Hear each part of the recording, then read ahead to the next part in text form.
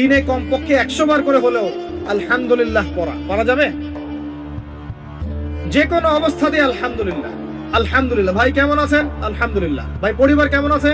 আলহামদুলিল্লাহ। ভাই চাকরি কেমন আছে, চলছে কেমন? আলহামদুলিল্লাহ। ব্যবসা কেমন? আলহামদুলিল্লাহ। এটা হচ্ছে সেই বান্দা নিদর্শন যার মনের মধ্যে আল্লাহর প্রতি ভক্তি শ্রদ্ধা আছে, যার মনের মধ্যে আল্লাহর নূর আছে। তার নিদর্শন হচ্ছে সে সব সময় শুকরিয়া আদায় করবে। একটা এক্সাম্পল দিচ্ছি, দেখেন ইব্রাহিম আলাইহিস সালাম ওই আর এই যে এইখানে মক্কায় তার একজন স্ত্রী হাজারা আলাইহিস সালাম, ওইখানে একজন স্ত্রী সারা আলাইহিস সালাম। মনে আছে ঘটনা? আচ্ছা, তিনি আসলেন বাসায়, দরজায় নক করছেন যে বাসায় কে আছে। দরজার পিছন থেকে বলা হচ্ছে যে আমি।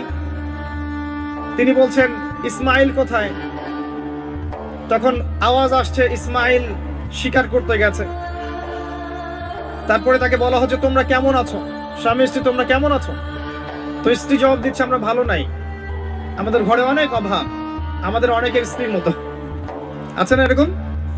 সারা জীবন করে যাবেন, একটা কথাই শুনবেন শেষ বয়সে গিয়ে, জীবনে কিছুই পাইলাম না তোমার কাছে। নিজের মাথার ঘাম পায়ে ফেলে করতেই থাকবেন করতেই থাকবেন করতেই থাকবেন করতেই থাকবেন, কিন্তু আপনি শুনতেই থাকবেন কিছুই করলাম না, কিছুই পাইলাম না, কিছুই পাইলাম না। অমুক ভাবি কত ভালো আছে, অমুক কত ভালো আছে, অমুকের এত আছে, অমুকের তত আছে। সুবহানাল্লাহ। এটা আমাদেরই দোষ। কারণ বিয়ে করার সময় যারা দিনদারিতা না দেখে শ্বশুরের সম্পত্তি দেখবেন, সৌন্দর্যকে বেশি প্রাধান্য দিবেন, নিজের হারাম প্রেমকে বেশি প্রাধান্য দিবেন, নিজের ওই বংশমর্যাদা ইত্যাদি ইত্যাদিকে বেশি প্রাধান্য দিবেন, তখন তো আফসোস করতেই হবে, কিছু করার নেই। এই জন্যই তো নবী সাল্লাল্লাহু আলাইহি ওয়াসাল্লাম বলেছেন যে দিনদার স্ত্রীদেরকে দেখে বিয়ে করো, যার মধ্যে দিনের বুঝ আছে, জ্ঞান আছে, একে দেখে বিয়ে করো। তবে এখানে একটা বিষয় আপনাকে সতর্ক করতে চাই যে প্রত্যেকটা বোরখার পিছনেই সঠিক দিনদারিতা থাকে না। অতএব এটা দেখেও ধোঁকা খাওয়ার কিছু নাই। দিনদারিতা আল্লাহর সাথে বান্দার মনের ব্যাপার। দিনের বেসিক কিছু প্রশ্নের মাধ্যমে আপনি তার উত্তর পেতে পারেন, দিনের বেসিক কিছু বুঝ আচরণ দেখে আপনি তার উত্তর পেতে পারেন, তার তাকওয়া দেখে আপনি উত্তর পেতে পারেন। একজন আমিরুল মুমিনিন খলিফা, তিনি রাত্রেবেলা জনগণের অভাব অনটন দেখেন। একদিন দেখতে দেখতে রাতে ক্লান্ত হয়ে পড়লেন, একটা দেয়ালের আড়ালে তিনি দাঁড়িয়ে বিশ্রাম নিচ্ছেন, বসে পড়েছেন। দেয়ালের পিছন থেকে তিনি আওয়াজ শুনছেন, মা আর মেয়ে কথাবার্তা বলছে। মা বলছে দুধে পানি মিশাও, আর মেয়ে বলছে যে ইত্তাকিল্লাহ, হে মা আল্লাহকে ভয় করো। তার মা বলছে এখানে তো ওমর নাই, ওমরের প্রশাসন নাই, ভয়ের কি আছে, মিশাও পানি মিশাও।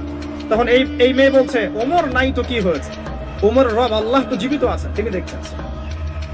ওমর রাদিয়াল্লাহু আনহু পরের দিন ওই বাড়িটা মার্ক করে রাখলেন রাত্রেবেলা। পরের দিন তার ছেলেকে নিয়ে আসছেন এই বাসায়, এসে মেয়ে দেখাচ্ছেন, এই মেয়ে পছন্দ হয় কিনা দেখো। মেয়ে পছন্দ হয়ে গেছে। আমিরুল মুমিনিনের মানে রাষ্ট্রপ্রধানের ছেলের সাথে এই মেয়ের বিয়ে হয়ে গেল। দুধওয়ালি, দুধ ধোয়াচ্ছেন যেই মেয়ে। কি দেখে বিয়ে দিলেন? সৌন্দর্য দেখে? বংশমর্যাদা? শ্বশুরের টাকা? যৌতুক? এই কাজ যদি আমরা করতে না পারি, সংসারে শান্তি আসবে না, তখন কিছু করার থাকবে না ভাই। কারণ এই ফিতনায় একবার ঢুকে গেলে জীবনটা ম্যাসাকার। এগুলো ডিল করতেই দিন অনেক চলে যাবে। দিনের ফিকির পরে দেখবেন পরিবার সামলাতেই সময় শেষ, দিন শেষ। মানসিকভাবে যদি আপনি ফ্রেশ না থাকেন, ভালো না থাকেন, সাউন্ড না থাকেন, আপনি দিনের জন্য কিন্তু কিছু করতে পারবেন না। আর পরিবারে যদি নেককার স্ত্রী না থাকে, আপনি মানসিকভাবে ভালো থাকবেন না, এটা প্র্যাকটিক্যাল কথা। তো ওই যে স্ত্রী বলছে আমরা ভালো নাই, ইসমাইল শিকার করতে গেছে, আমরা ভালো নাই, একবেলা খাই একবেলা খেতে পারি না, ভালো নাই। ইব্রাহিম আলাইহিস সালাম বলছেন ঠিক আছে, ইসমাইল বাসায় আসলে ওকে বলো যে তার বাবা এসেছিল, আর তাকে বলো যে ঘরের চৌকাঠটা যেন পরিবর্তন করে। কথা কি বুঝতে পারছেন? ইসমাইল আলাইহিস সালাম আসলেন, একজন বৃদ্ধা লোক এসেছিল বাসায়, তোমার বাবা পরিচয় দিয়েছে। কি বলেছে? বলেছে যে ঘরের দরজা যেন পরিবর্তন করি। তখন তিনি বলছেন তুমি কি এমন বলেছিলে যার কারণে এই কথাটা বলেছে? তো তিনি বলছেন আমি বলেছি আমরা ভালো নাই, আমরা অভাবে আছি, তুমি শিকারে গেছো ইত্যাদি। তখন তিনি বলছেন তুমি ভুল করেছো, তিনি আমার বাবা ছিলেন, তিনি একজন নবী, তিনি ইনডাইরেক্টলি আমাকে বলেছেন আমি যেন তোমাকে তালাক দেই। এক কথায় তালাক হতে পারে? দিনদারিতা না থাকলে তালাক দেয়া যায়। যদি ধৈর্য ধরতে ধরতে ধরতে ধরতে আপনি অতিষ্ঠ হয়ে যান, দিনের ব্যাপারে আর কম্প্রোমাইজ করতে পারেন না, সেক্ষেত্রে তালাক একটা অপশন আছে। এটা খারাপ নয়, যদিও এটা মন্দের ভালো একটা অপশন, কিন্তু সবর করতে উৎসাহিত করা হয়েছে। সবর করতে করতে করতে করতে যদি ভিতরটা পরিবর্তন না হয়, এরকম আল্লাহর প্রতি অকৃতজ্ঞ মানুষকে নিয়ে আপনি সারা জীবন চলতে পারবেন না।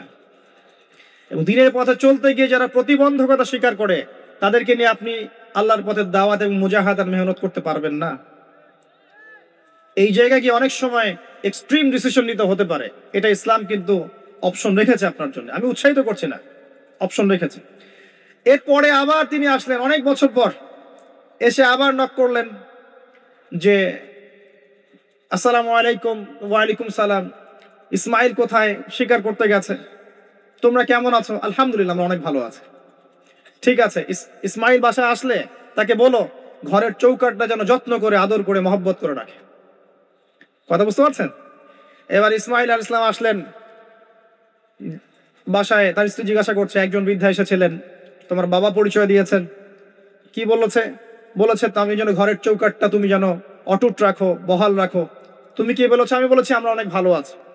তখন তিনি বলছেন, আমার বাবা তোমাকে অনেক পছন্দ করেছেন এবং তোমাকে নিয়ে আমাকে সংসার করতে বলেছে।